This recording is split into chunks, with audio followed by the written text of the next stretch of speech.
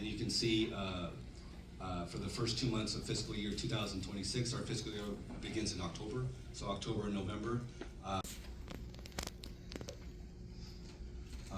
So as I said, we've done an assessment of all our park system, and this is really through our Parks Health and Recreation Master Plan, which has been a community-wide effort to engage and get feedback from our residents, our businesses, on what people want. I think, from my perspective, obviously I want everyone to follow the law. I think that's really important. I think we have to acknowledge the reality of the situation, right? And that you have, I think, decades of really lax enforcement in this area in terms of immigration, and I think that was by design.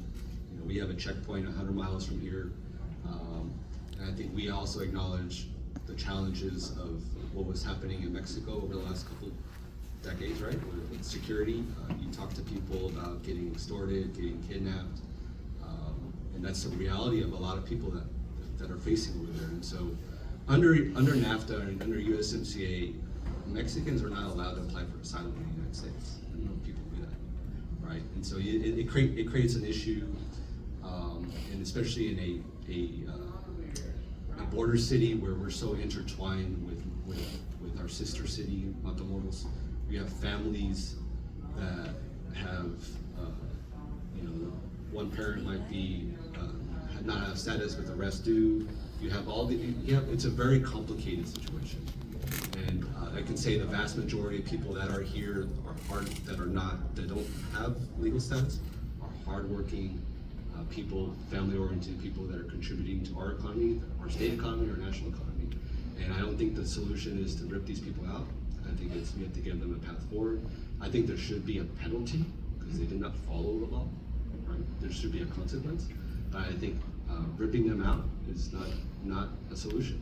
I'm all for going after the people that are not doing things the right way or they're criminals. They have to go, right?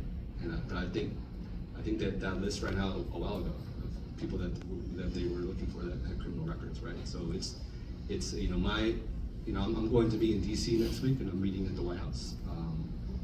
I'm meeting with the White House Intergovernmental Affairs Group. But that's my message, right? It's just we need to be logical and rational. Like this has profound consequences for our region and our country. We all have a migrant story, each one of us, right? I mean, that's the truth. And I can tell you, my ancestors probably, they were fleeing some sort of crisis, right? And our country's always been welcoming the people that want a better life, that want to do things for their family and contribute as productive citizens. And I think we should be a nation that accepts that and have pathways to do that, right? But our population is not growing out organically, right? We are below replacement rate as a country. We're not producing enough kids to maintain our growth. We need immigration. This should be part of our economic strategy. And so we need this goes for not just for people from Mexico, for all over the world that want to contribute, that have the skills, that have the willingness to be good citizens here. We should have pathways for them. And it should be reasonable and rational and logical, right? It shouldn't be reactive to whatever kind of undertone about immigrants being a threat or criminals or they're wanting to come take our benefits. I don't think the guy, putting a roof up in 110-degree weather is here taking advantage of the system. So I think that's I'm speaking as someone that I consider myself a moderate conservative, right? And I believe that we just need to make really logical decisions when it comes to this. Ha hecho la agencia de ICE cerca de mi casa, ¿verdad? Hubo arrestos. Vemos que las calles están a veces vacías, que ya la gente no quiere salir a trabajar. Están siendo muy afectados los trabajadores de construcción, las amas de casa que están ellos cuidando a nuestros padres, cuidando a nuestros hijos, ¿verdad? En estas áreas. Entonces, ¿qué es lo que se puede hacer para poder tener comunidades seguras aquí en Brownsville? a través de esas cámaras de vigilancia, se puede documentar esos tipos de abusos, no sé, algo que beneficia a nuestras comunidades trabajadoras de aquí del área de Brownsville. Sí, gracias Dina por sus cuestiones, por sus preguntas para mí.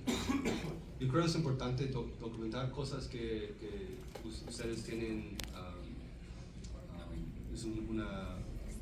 si ustedes piensan que es un programa y hay que informar la comisión para nosotros podemos comunicar con las agencias federales, ¿no? Y yo creo, seguro, este programa es problema para nosotros porque si hay gente en las calles o las comunidades en Brownsville que ven algo, no de ICE, pero algo criminal, pero ellos no quieren hablar a la policía, ese causa más problemas para la ciudad, causa más inseguridad posiblemente. Y yo creo que ese es algo serio que tenemos que resolver. By our predominantly Latino Hispanic community while also protecting our local businesses and our city's economy. As we know, there have been also, in addition to protests, peaceful protests, how can we also have these peaceful protests protected with the rights to do so, to be able to speak for those that cannot speak for themselves? Well, thank you for your question, and I encourage anyone that wants to peacefully protest, you have the right to do that. I think also historically, the city of Brownsville has had a great relationship with our federal agencies. We've always had an open line of communication. Our chief has a great line of communication with that, and I think that really helps provide that feedback on what we're concerned about, what we're seeing. I'm hopeful, that we won't get to that point that you see in other areas, right? And that's why I really encourage our community. We need just to stay calm about these things right now, because you start to escalate the situation, it's not going to go well, right? There's really not a great path for de-escalation at that point, right? And so at this stage, what I'm doing is trying to have a rational conversation, for example, next week in Washington, right? To make sure that they understand our perspective and that there's a better way to deal with this, right? That is, I think, in line with what this administration wants, which is they want a strong economy. They want good businesses. Well, how do you need it? We need immigration. We have all these people here that are working, they're hardworking, they're good families. Why do you want to rent them out of our community? It doesn't make any sense, right? But with regard to the issues that you're saying about, the issues that you see in Minneapolis, right? I haven't seen anything like that here, thankfully. I haven't received a phone call or an email about a situation, so it's my hope that it stays that way. But if you do see something, you should say something to us so that we can advocate for it. So that's what I would say, is maintain that line of communication with me and our city commission, and we'll help facilitate those discussions. But I would say that would be my advice. We are all in this together at the end of the day, right? So it's maintaining that communication. Thank you. Thanks for the work.